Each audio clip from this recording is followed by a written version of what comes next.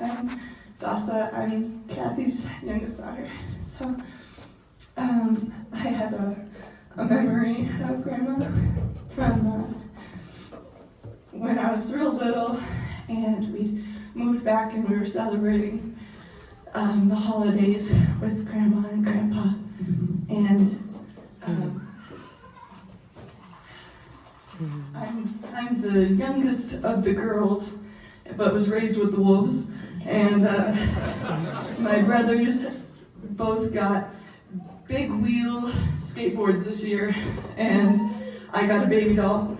And Grandma saw me eyeballing the boys' skateboards, and she just wrapped up another present and handed it to me and gave me a big wheel skateboard. And so I don't know which one of my boy cousins didn't get a skateboard that year. I'm just kidding, but I mean, back in that day, I don't know, she would have had to make another trip to Fort Collins to get another toy, and she just didn't even think twice about it, just wanted everyone to be happy. And she just was so generous and so thoughtful, and always saw us. And she just was so amazing.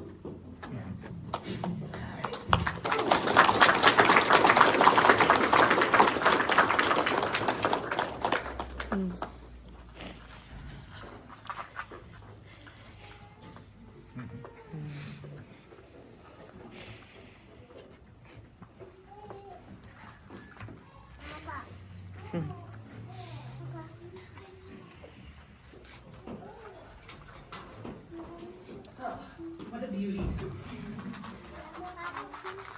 You know, like every memory that I think of Grandma Jean is tinted with joy, with laughs and twinkling eyes and witty remarks, and hopefully a theme, because she loved a theme. She loved to go above and beyond and always have that little something extra. There was so much delight and love with Grandma. She was fun and playful, not only when I was a child and she would sit and play round after round of rat-a-tat-cat with me, but even the last time I saw her, she was giggling and winking in my direction, and it felt like she could see a special part of me, one that felt so treasured to be in her presence. And she never failed to let me know how sweet I was to her, how glad she was to see me, and how blessed she and Grandpa felt to have me in their life. Several of my memories involve her playfulness, specifically in the kitchen. One of my truly favorite things to do at their old house by the office was to have the sweet privilege of picking a little bowl of raspberries to eat with cream with Grandpa Larry when he came home for lunch.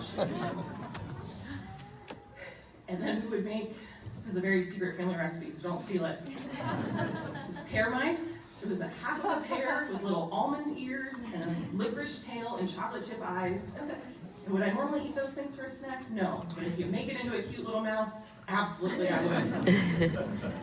Or she'd let us sit there with a bowl of ice cream and we'd put sprinkles in it and stir it up until it all became the same color, and we called it ocean ice cream. And these recipes are so silly, but they are so ingrained in my mind. And they challenged me in my own motherhood to take those few extra minutes to make something special or messy, to just be present, because that's what Grandma Jean would do. And as a grown-up a few years ago, she came and she spent an afternoon teaching me the ways of thin bread. And it cracks me up now. She was standing watching as I'm rolling out the dough. A little bit thinner, a little bit thinner. And she said that like 8 times, so I know the first time I was nowhere near being close. But she just stood there gently and patiently and completely unrushed. And I love her handwriting. And I'm so thankful that I've hoarded many cards with her beautiful looping letters, and I'm encouraged by the lines of love that she wrote into each one, especially when they rhymed. No one can do a poem like Grandma Jean can. We were always remembered, always seen, always prayed for, and always loved. I mean, look at all of us. And yet she kept track. She never made me feel like one of many. She was so deeply invested and interested in each one of us. And some of my favorite cards that she wrote, they weren't even addressed to me. The times that she wrote to Jack, praising him for being a good husband, her gratitude to have him in the family, the way she saw him chasing after Jesus. She didn't have to envelop and welcome him into the family the way that she did, but her heart has always been big enough for others. And that sweet validation that I could read and feel towards my husband has meant the world, because there are very few voices that I trust on marriage more than hers. Grandma Jean's legacy as a wife and her completely visible, enduring, and abundant love for Grandpa Larry is beautiful. And I so desperately want to sit across from my husband almost 67 years later with the same twinkle in my eyes as the day we got married, unable to keep my hands from reaching out to his or our toes touching under the table and stealing kitchen kisses, because I know that that love story is real and possible because I witnessed it.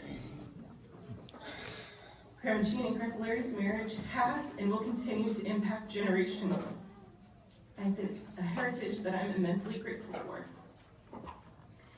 Jack and I had written letters to our grandparents prior to our wedding asking for wisdom, and Grandma Jean's response reiterated that we are so happy together.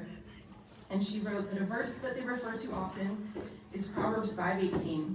Husbands, rejoice with the wife of your youth. We try not to be too serious and enjoy the small everyday things of life, with love and prayers for that joy for you. So Grandpa, thank you for showing us how to rejoice. She was so worthy of being rejoiced over. So I'm going to wrap it up so that someone else can come and rejoice and remember our sweet and dear Jean.